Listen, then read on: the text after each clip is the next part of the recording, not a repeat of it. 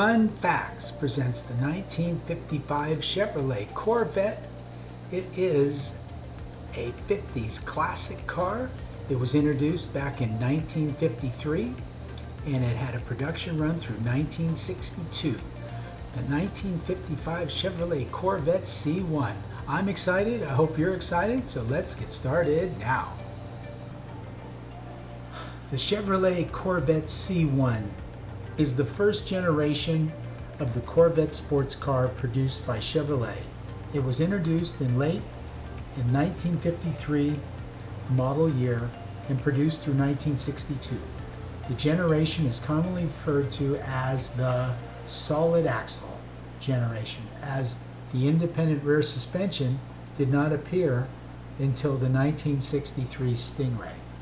The Corvette was rushed into production for its debut model year to capitalize on enthusiastic public reaction to the concept vehicle, but expectations for the new model were largely unfulfilled.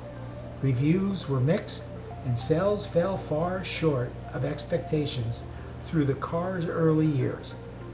The program was nearly canceled, but Chevrolet decided to make some necessary improvements. Harley Earl, as head of GM's styling section, was an avid fan of sporting cars. He recognized that the GIs returning from after serving overseas in the years following World War II were bringing home MGs, Jaguars, Alfa Romeos. In 1951, Nash Motors began selling an expensive two-seat sports car, the Nash Healey, that was made in partnership with the Italian designer Pininfarina and the British auto engineer Donald Healey. But there were a few moderate-priced models. Earl convinced GM that the needed to build an all-American two-seat sports car with Special Projects crew began working on the new car in late 1951. The last time Chevrolet offered a two-door, two-passenger convertible roadster bottle style was in 1938 with the Chevrolet Master.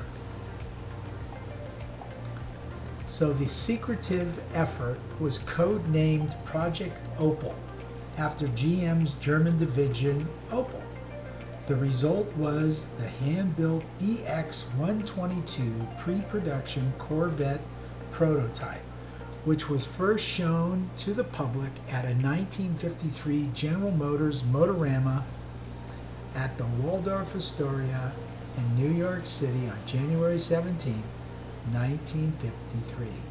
When production began 6 months later at an MSRP of US $3,513, it had evolved into a considerably costlier car than the basic $2,000 Roadster Healey Earl originally had in mind. The X122 car is now located at the Corvette Museum in Atlantic City and is believed to be the oldest Corvette in existence. To keep costs down, GM executive Robert F. McLean mandated off-the-shelf mechanical components and used the chassis and suspension design from the 49 and 54 Chevrolet passenger vehicles. The drivetrain and passenger compartment were moved rearward to achieve a 53/47 front-to-rear weight distribution. It had 102 inches of wheelbase. The engine was 235 cubic inches, or a 3.85 liter inline-six engine that was similar to the 235 engine that powered all other Chevrolet car models for that, but with a higher compression ratio, 3 Carter side draft carburetors, mechanical lifters, and a higher lift camshaft. Output was 150 horsepower. Because there was currently no manual transmission available to Chevrolet rated to handle 150 horsepower, a 2-speed Power Glide automatic was used. 0 to 60, the time was 11.5 seconds. Three body variants were created. The Roadster was built as the Corvette, the Corvair, the fastback variant, never went into production, and the two-door Nomad station wagon was eventually built as the Chevrolet Nomad. During the last half of 1953, 300 Corvettes were to a large degree hand-built on a makeshift assembly line that was installed in an old truck plant in Flint, Michigan, while a factory was being prepped for a full-scale 1954 production run. The outer body was made out of then revolutionary glass fiber reinforced plastic material. Although steel shortages or quotas are sometimes mentioned as a factor in the decision to use fiberglass, no evidence exists to support this. In calendar years 52 and 53, Chevrolet produced nearly 2 million steel-bodied full-size passenger cars, and the intended production volume of 10,000 Corvettes for 1954 was only a small fraction of that. The body engineer for the Corvette was Ellis James Primo. He presented a paper to the Society of Automotive Engineers in 1954 regarding the development of the body. Several excerpts highlight some of the key points in the body material choice. The body on the show model was made of reinforced plastic purely as an expedient to get the job done quickly. Although we were going ahead with the building of the experimental plastic body in order to get a car rolling for chassis development work at the time of the Waldorf show, we were actually concentrating body design-wise on a steel body utilizing Kirksite tooling for the project production of 10,000 units during the 54 model year. It was sometime later that we decided to produce this quantity in reinforced plastic. About this time, some doubt was expressed that we should build the 1954 model of steel.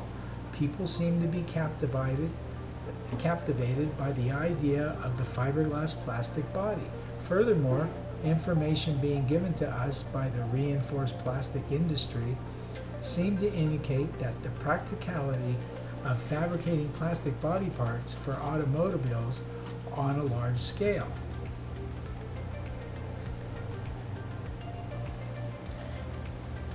The 1953 through 1955, the model year was not only the Corvette's first production year, but 300 produced.